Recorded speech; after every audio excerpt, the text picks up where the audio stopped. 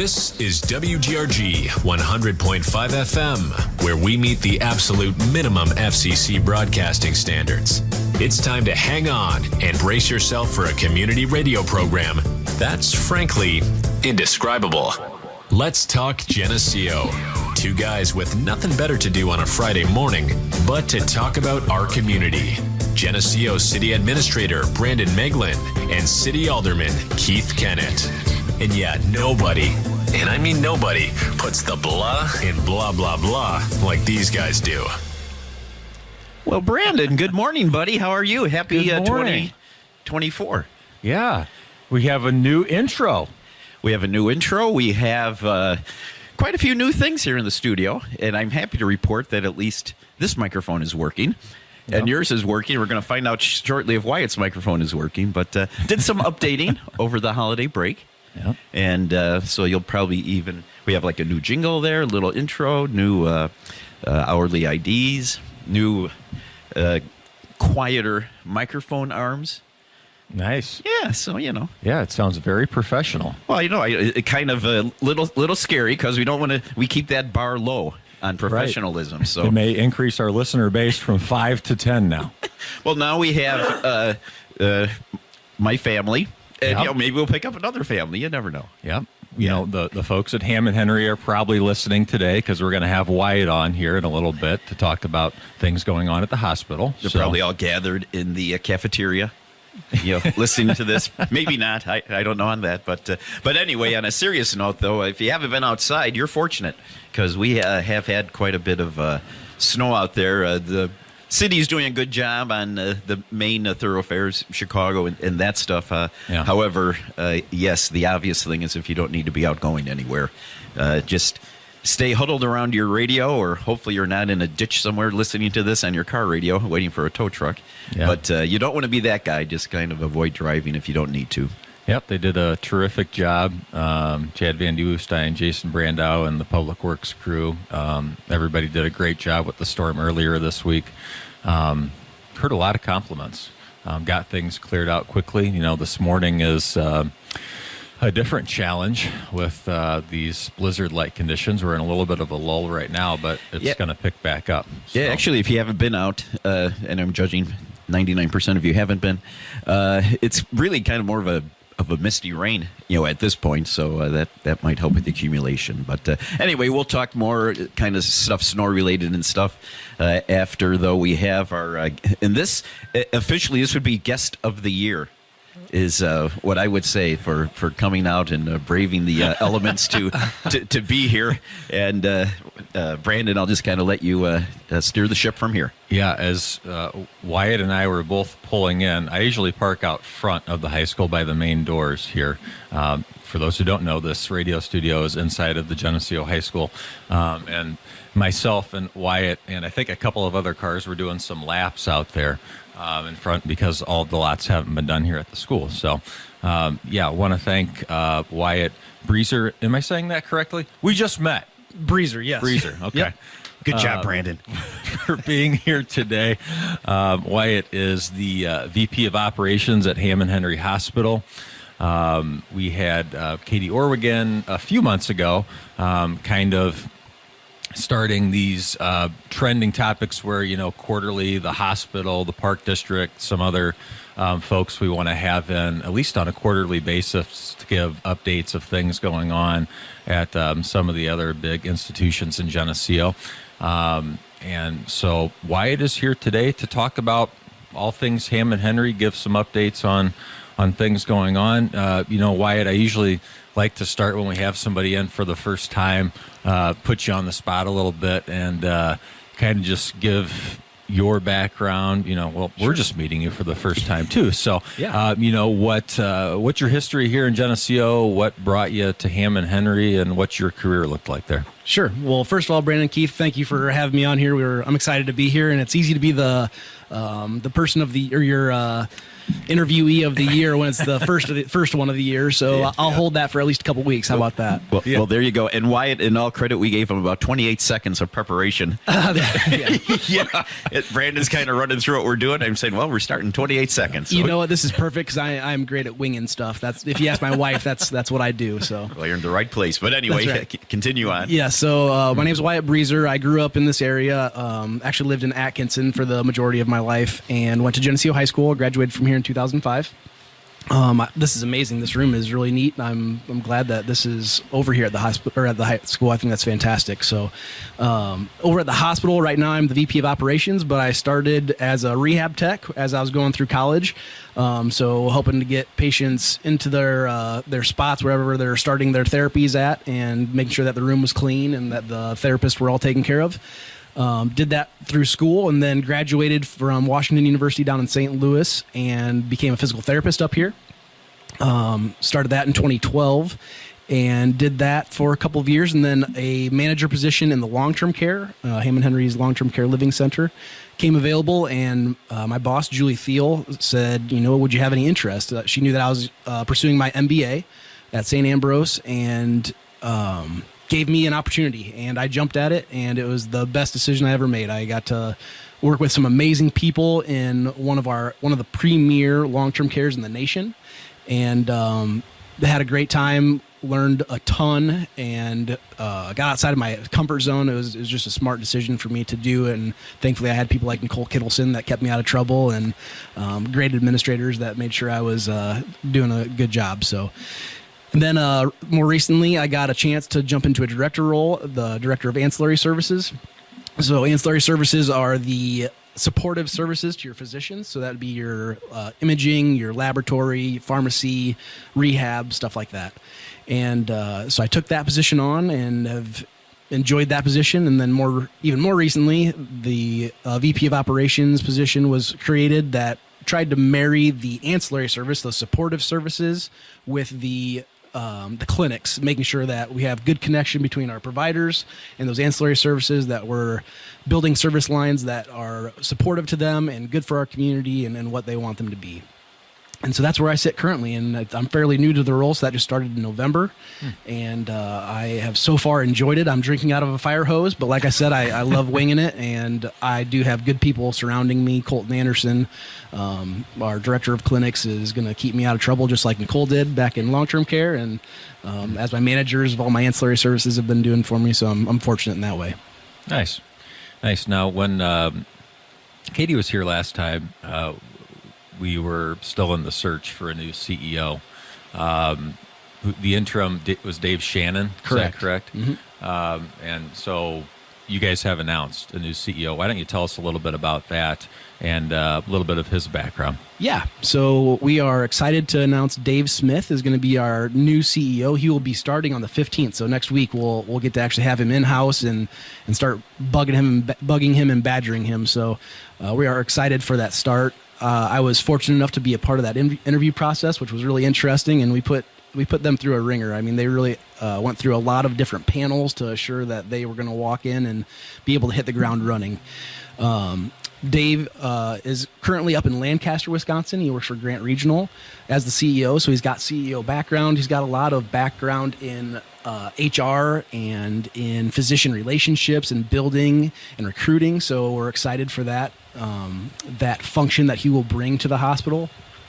And he is also a fairly hometown boy, so he was before he went to Grant Regional, he was over at Peru Hospital, St. Margaret's, excuse me. Mm-hmm. And so he is from, this area somewhat, and he's got family, I believe, that's over in Princeton. So he's going to be coming back to some family ties, and he's going to be, I believe, able to root himself very well in our culture and our space here. So I think you'll see him out and about and become a Geneseo patron and a part of our community. So we're excited to have that. Nice.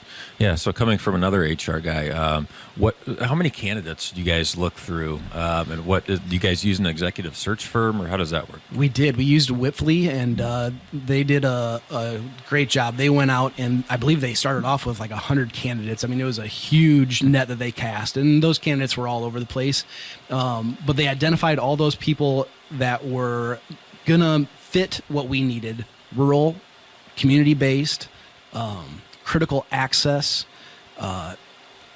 Have to have community connection, have to be able to build relationships, have to be able to recruit in. We're a small community that has to try to go out and find people a lot of times to come in and provide services, just because resources right here in Geneseo are going to be limited. And so they went out, they found that pool, and then they started just whittling that down. And when it got down to 3 is when I was able to be a part of that search. And I think they did a really nice job of interviewing the panels that they were going to be utilizing to see what was going to be important to them. And they went out and found those things that we asked for. And like I said, we're really excited to have Dave Smith. He checked all of the boxes, and I believe, to my knowledge, the panels that got to interview him were very pleased. Nice. Tell us a little bit about your guys' long-term care living center. It's I know we had some pre-discussion, and it's received a CMS 5-star rating for 12 years in a row. Tell us, what is a CMS rating, I guess, first of all, and tell us a little bit about the Living Center. Sure. CMS oversees your Medicare and Medicaid, so they set a bunch of the regulations that we have to follow, in not only in healthcare, but specifically for those nursing homes. We have the book that is 300 pages long and just packed with things that we have to be able to follow to provide good services that are safe and appropriate for our geriatric population. And so CMS puts out every month a rating based off of things like staffing, quality ratings. They come and they do, every year we get a IDPH survey where they come and look at our building. They come and make sure that all of our policies are updated to what they're supposed to be, that we're meeting the standards that are appropriate. They look through any variances and to prove that we have done our due diligence to make sure we're pivoting where we need to pivot, to enact different care planning or appropriate care for each of our patients. And so through those different ratings, they come up with this 5-star rating. And I believe, and somebody may correct this, but to my knowledge, we are one of the only 5-star rated 12-year in a row facilities in the nation. So right here in Geneseo, Illinois, you've got one of the premier long-term cares. I think there are probably spaces down south and over in California that are a little bit more pretty and have bigger, courtyards and stuff like that. But for a small facility, we are very blessed to have amazing people that take great care of our patients. So much so that we have a waiting list to get in. So if you're interested or in need of any of those services, give Nicole Kittleson a call. She is the current manager of that unit, and she's a fantastic nurse, and she knows that CMS book forwards, backwards, sideways, upside down. So she does a great job making sure that we have great, safe, high-quality services offered to our population here at Geneseo. Nice. And surrounding areas. We have people that come from Galva and Cambridge and Prophetstown and the Quad Cities. So they do seek us out. You can get online and see those 5-star ratings. So if you ever want to look at facilities and consider those ratings, you can get onto the CMS website and check out that 5-star rating to try to make a good decision to a place that's going to hold themselves to a standard. Nice. You guys have also been doing a lot with your chronic care and preventative care management initiatives. Tell us a little bit about that. Yeah, so this is a national thing as well, an initiative that is being put out, and specifically for the chronic care management. This is going to be a push to try to improve healthcare to be more wellness based. And what this is going to do, and it's being head by 2 amazing nurses. So we're fortunate we've got Ruth Hepner and Corey Medley at the hospital. They work out of the Geneseo Clinic, and they are fantastic nurses. They are spearheading these programs. Ruth is going to be overseeing that chronic care program. And essentially, if you are a Medicare patient and you have 2 chronic issues, so let's say just pick any 2. There's 100 to choose from, but we'll say diabetes and high blood pressure. Ruth is going to be able to have access to you every single month, where she's going to contact you, make sure that you got your labs that were ordered, make sure that you've done your wellness check, make sure that you're managing your medications appropriately. And those monthly checkups are going to be a way to decrease the higher acuity issues. Ruth gets on the phone and is talking with somebody, and she notices that They're telling her that they have been uncomfortable. They're having some chest tightness and some shortness of breath, and we can try to make sure that we are proactive in getting them in to get visits without being maybe stubborn and staying at home. And so that increased access, that little chat through that she's going to, maybe 20 minutes on the phone once a month is going to make sure that we're identifying those big issues and taking care of those issues while they're small and not growing into higher acuity issues. On the preventative side, Corey Medley is going to be overseeing that, and she is going to be making sure that everybody that comes through the clinic is getting education on preventative measures. This could be anything from your vaccinations to your screening. So something like colon screening. So everybody in this room, if you haven't had a Cologuard screening, you have that available. We're going to be doing that education for all those patients, trying to make sure, again, that we are identifying issues that maybe haven't grown into anything big. There's no symptomology that's occurring, or I'm not feeling crummy or anything. But if we can find those markers that say, hey, there's something going on internally, we can be proactive and turn it into lower invasive procedures and tactics to take it away. Nice. And then, so I know I usually attend the foundation dinner every year. Fluoroscopy, is that the word? Did Yes. I say that correctly? Yeah, you got it. You can tell, we haven't had a lot of prep. Usually I would ask some of Brandon. these words that I'm not sure about. Very impressive. We're the city manager folk are simple readers, so Sure. we do. I'm glad I said. But so was this? And you could tell us about what this is exactly. But was this the fundraiser for this past dinner? Yeah, so this is our end of year campaign to try to find something within the hospital that is, important to our community, going to be highly utilized. And so, yes, this is what those funds are going to go to. So far, we've got over $95,000 that has been donated to put this in. And thank you to all of our community partners and supporters. The thing that sets Hammond Henry apart is truly our community backing. We have amazing donors. We have amazing volunteers. So thank you to anyone and everyone that has ever donated. But for this project specifically, this is part of the ancillary services that I helped oversee. And I know that Justin Frank, my imaging manager, is thrilled about this. She got to go and watch a demonstration of one of these fluoro machines that we're looking to bring in. And it'll just be more comfortable, more user-friendly, and the imaging will be efficient. You won't be in discomfort or in a position of discomfort for long periods. We'll be able to get those images quickly. So what fluoroscopy is, if you don't, am I allowed to just keep jumping? Sure. I'll keep talking until you tell me to be quiet. So fluoroscopy is essentially this fancy x-ray machine. So an x-ray takes a picture, gives you the image. This is going to take multiple images really quickly so that we can actually see movement. And so what's cool about this is, we might use it for a procedure. Maybe we're going to do an injection to a joint. So somebody's having joint discomfort. We're going to do an injection to try to take down inflammation.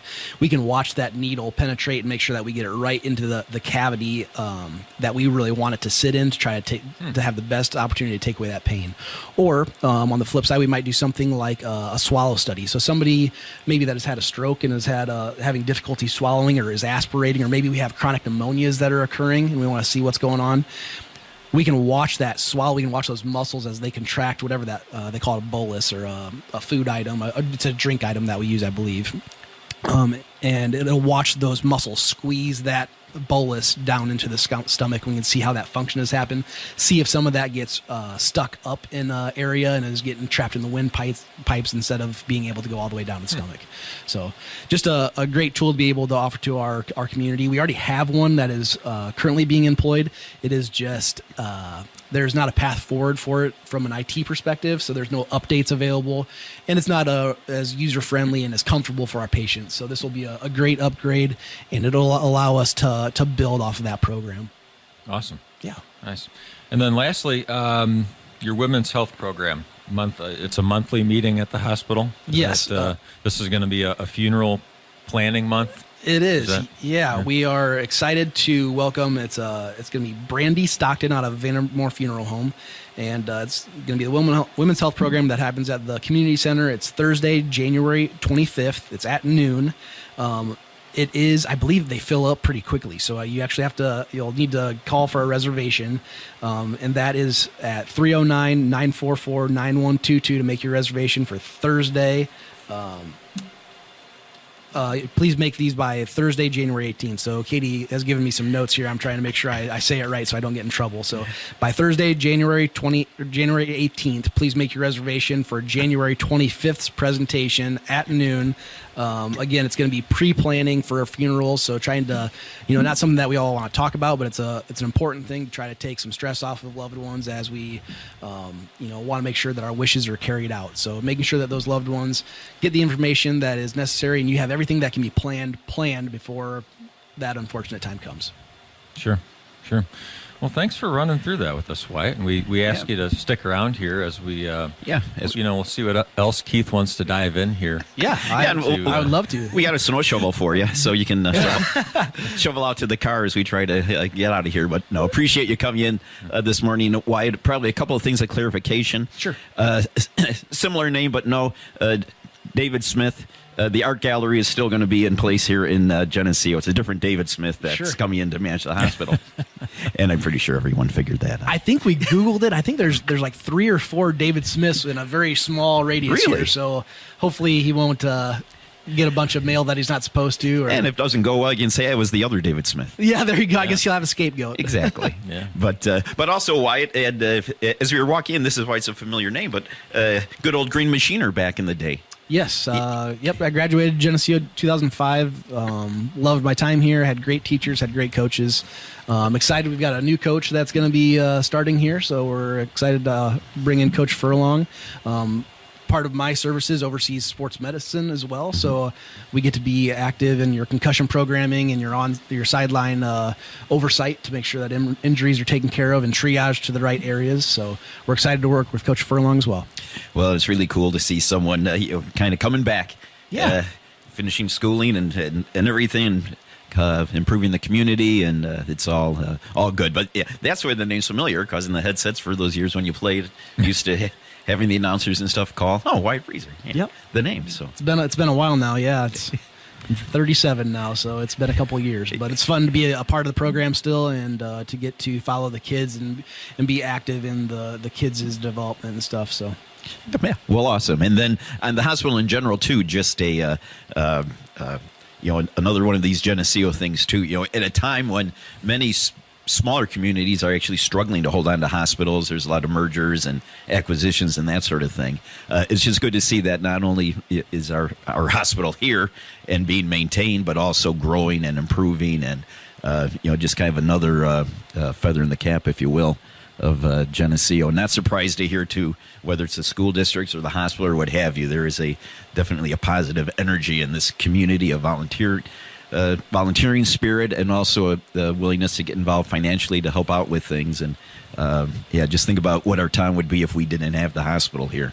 It's a very, very important part of it, and fortunate to have good people running it and have it just down the street. Yeah, I mean, we've talked about a lot on this program. It's kind of that the trifecta of services beyond your standard city services. The hospital, the police department, and the school district draw a lot of people to put their name on that waiting list of finding a house in Geneseo, which we were talking a little bit before the show started. Yeah, me and my wife are new homeowners in Geneseo, so we just bought our first home together, and we are officially Geneseo residents. So just excited to be here and thankful to have found a space. But you're right, it's hard to find a home here. They go quickly. Yeah, it's good. Got a Brandon's basement and stuff, and find a place of your own type thing. But so well, again, welcome, and great that all worked out, and look forward to maybe having you come in the future too. And I was just kidding about the snow shovel thing. Oh, well. But maybe until we try to leave, then maybe we're all going to have snow shovels. But no guarantees once you get to the hospital what they're going to put you into, right? Sure. But speaking of snow, Brandon, I have my son-in-law for some reason on my mind. Not quite sure why. Close enough. As you get older, Brandon, these things happen. It's old. What's your name? Anyway, the snow's coming down. Obviously, we're under a blizzard warning for later on today. Be addressing streets and what have you. But maybe we can talk a little bit about city-wise things going on. Probably many of you saw the notice, though, regarding garbage collection So what changes do we have in store for the next week or so? Yeah, it's not the most ideal situation, but I think when we were talking yesterday, it's happened once before with our Republic service in the past 7 years or so.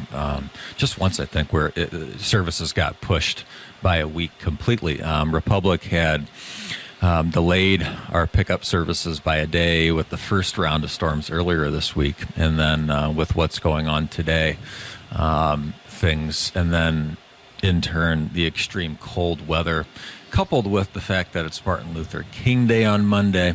Some of the drop-off points for garbage are closed, things of this nature. We start getting into mid-next week, and so services are going to be delayed until regular pickup. What they are going to do is pick up anything that you put out at the curb with your regular garbage, though, next week. So definitely an annoyance there where, you may have to put a few trash bags tied up in your garage or out back until later next week, but they will pick up anything that you have. That includes any recycling, any large item pickup items. You can throw them out there by your trash can as well. And then any trash bags that, most folks aren't going to have another can or something. Like myself, we're just going to have to put bags out there, right? Because we don't have multiple toters. So a little bit of an inconvenience there. Pretty much all of the cities are dealing with this right now, though. And when you have a outsourced vendor like we do with Republic, these things, we get backed up in a schedule too. And, these are things that we have to deal with. So yeah, and it's obviously we have a contract with Republic. There are certain things in there that do allow them in extreme circumstances to just kind of have to make some modifications, and Republic decided that, and in consultation with us too, but to move forward in this direction. So if you're a resident, don't put out your can today, don't put it out tomorrow, but we start putting our trash back out at the curb on. Would be next Thursday and Friday. Got Would be it. the regular trash days. Okay. Yeah, so the night before, can go out. We do. We put out in messaging yesterday, Code Red, social media, city website, that we do recommend. Some folks that didn't hear the message about it being delayed. There was some garbage out Thursday. We do recommend that everything gets pulled back in.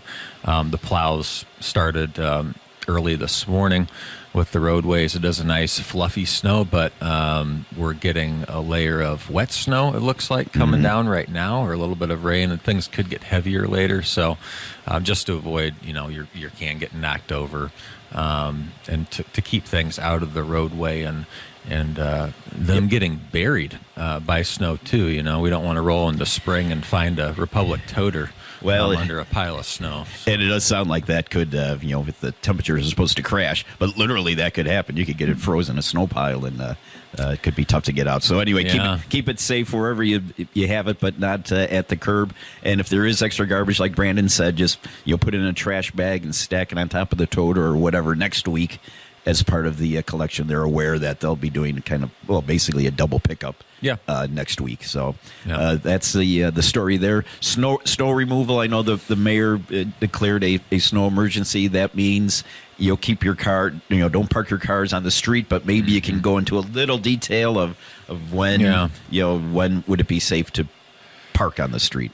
Yeah, so the snow emergency is declared through early tomorrow. Now I believe we put around 10 a.m., which means that you can't park a vehicle in the city right away. One of the messages that the PD put out yesterday, when we start to see this much snow, we start to have some issues with if you're plowing, and especially if you're a service provider or have a service come in with a large plow on a truck. We do ask that the snow is not plowed into the city right away as well. So,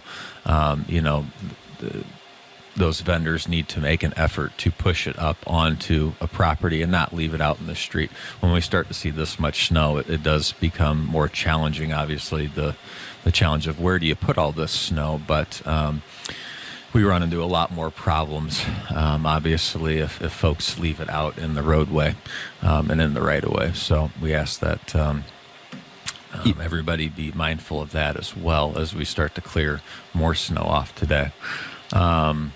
But yeah, so the snow emergency through tomorrow, and then vehicles can go back out on the streets tomorrow afternoon.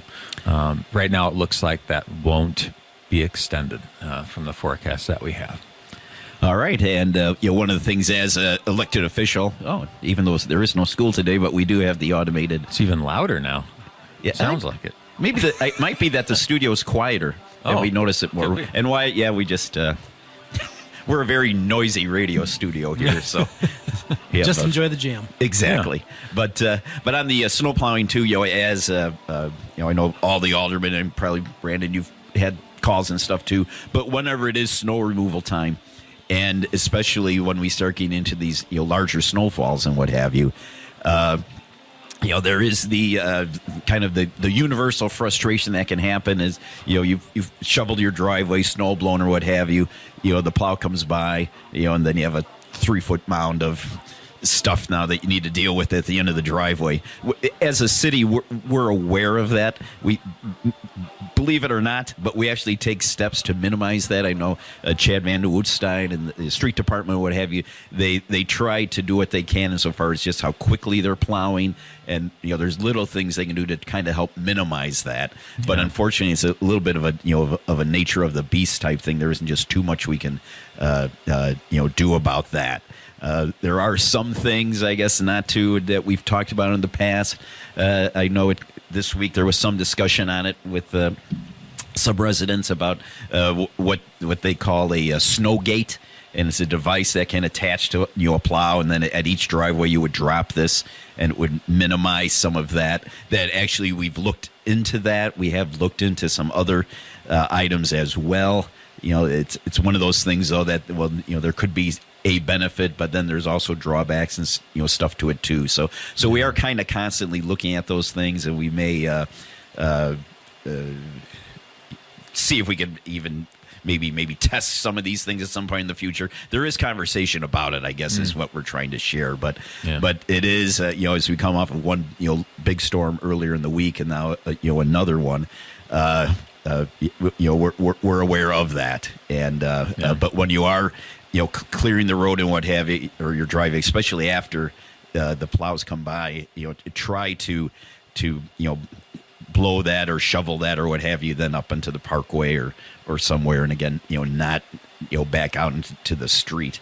And we just you use some common sense. I'm probably going off the track here a little bit. Yes, we have an ordinance here. You're supposed to do this, but it's largely common sense. By the same token, if you're 70 years old, we don't want you out there trying, because you might get a wisp into the street, giving yourself a heart attack to where you're having to go to Hammond Henry Hospital because you're dealing with not. Putting it in the street, but trying to carry it to the side, or again, use common sense there. But we're going to have probably end up with a fair amount of snow, out of this one today. So it is though a topic that we're there. And again, as aldermen, we usually hear the compliments and stuff too, but sometimes we also again we want to hear that. And we are, as a city, looking for ways to improve. And actually, we have made some improvements based on resident suggestions and stuff, too, insofar as snow removal. But there is a time, just as, the garbage thing isn't perfect. But in the same with the snow removal, it isn't perfect. But that being said, you go to a lot of neighboring communities and see what their streets are looking like, a day or two after we do have a thing of, we get used to kind of a level of service and a certain standard that sometimes makes us maybe to where we don't fully recognize that, well, actually we're not doing too bad a job. Yeah, I heard from a couple of people yesterday that they were very concerned because crews in other communities were still working last night to clear alleys, back roads, haul snow, from downtown areas from the first round of weather. So, and here we go again with just as much snow or more forecasted. So, our service levels, we're very proud of, and it becomes difficult. Each storm, it's not a perfect science, and the machinery's not either, depending on the type of snow. There's such a wide range. But like he said, always looking to improve, and this council and mayor, does a great job of supporting any potential improvement that comes to the table. There's really no such thing as a dumb idea. So we're always looking at that. Absolutely. And hey, and Brandon, I'm just going. Do we still have the giant the giant spinning snow thing that we used to clear like State Street and stuff? Yeah, the big snow. Yeah, it looks like something like you'd clear like a railroad track through yeah. Donner Pass or something. It's that giant. Yeah, it's we got a new one last year, so we're on the second isn't year that something? with the large. It looks like a large snowblower, right? Yeah. It goes on a very large piece of John Deere equipment though, Mm-hmm. and is operated. But yeah, that's been being used. Yeah, a lot of times don't have that, but it makes for a quick work. But it's kind of neat to see from a safe distance It is. when it's in operation. Yeah, and for those with Facebook or the ability to go on the city's website, I put up a photo yesterday, and I'm glad you said that because shout out to our partners at Central Bank. They brought Casey's Pizza in to the cruise.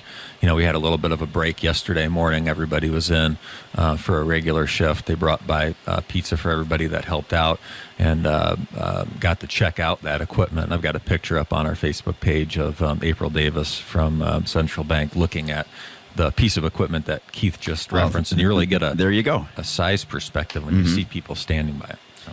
Yeah, so we can we do what we can. So anyway, I think anything else of great. Oh yes, Brandon. Yeah, you got a couple more things. We're going overtime today. 8:05. Usually we cut it. It's a snow day. But there's nobody here. There's nothing else going on at the high I school. think we literally are the only people here. Wyatt probably wants to get the heck out of here, but I mean, I'm enjoying myself thoroughly. This is great. I did make a couple more notes, just things I wanted to mention, Keith, about we're going to be, we talk a lot with staff and the council about how do we get younger people interested in being involved in the community, being involved in elected official roles.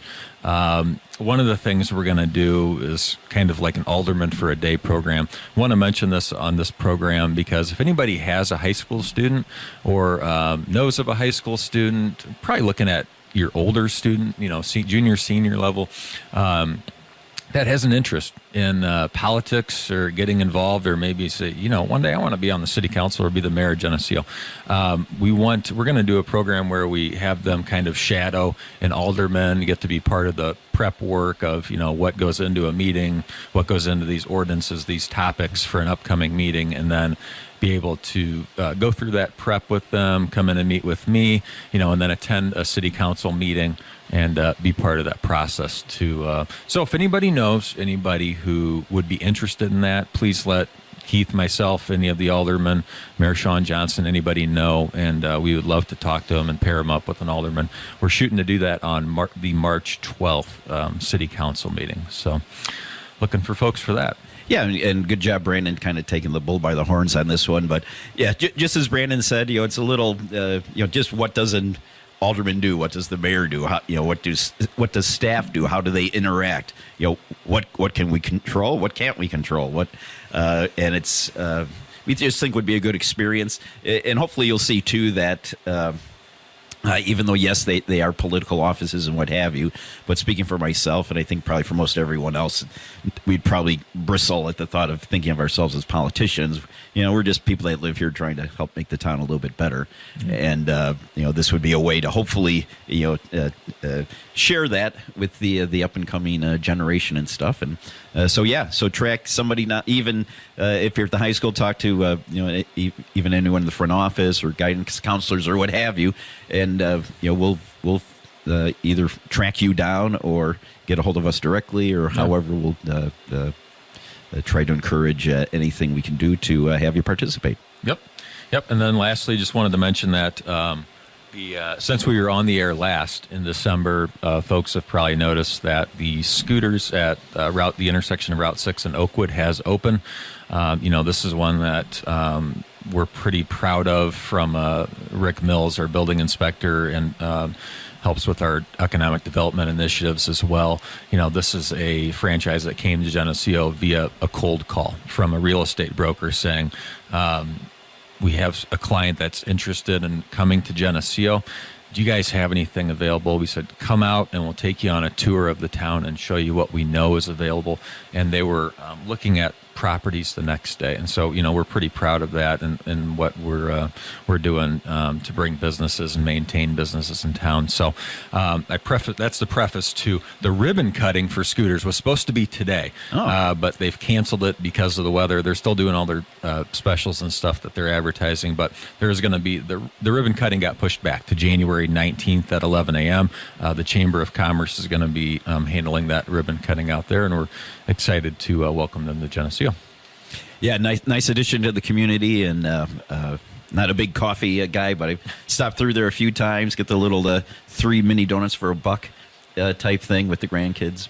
It's all good, but yeah, nice addition. Just as Brandon said, shout out to Rick, and there's a lot of people on city staff wear multiple hats and have multiple talents, and Rick would be one of them. You typically wouldn't have your lead building inspector and what have you handling that, but he does and does a good job with it, and it's another benefit to the community with scooters at that corner. And so far, so good. There's a little bit of concern about traffic and what have you. That all seems to be working out fine. And I do have to say, I kind of like the smiley face logo with the cup of coffee. It's a favorite. Nice thing to see when you're driving. Yeah, it makes you feel good. Yeah. Got a nice smiley guy there. With nice big warm hug with your coffee there. What could be better? Yes. All right. Well, Brandon, unless you have something else, we'll probably pull the plug on this one. I should, on a serious note, though, I should give a shout out though to probably many are familiar with and knew Russell Marshall, who sadly passed away here recently. Whether your interactions with Russell at Crowford or Turpin or what have you, but just great all-around guy, passed away recently, and so we're very saddened to hear that.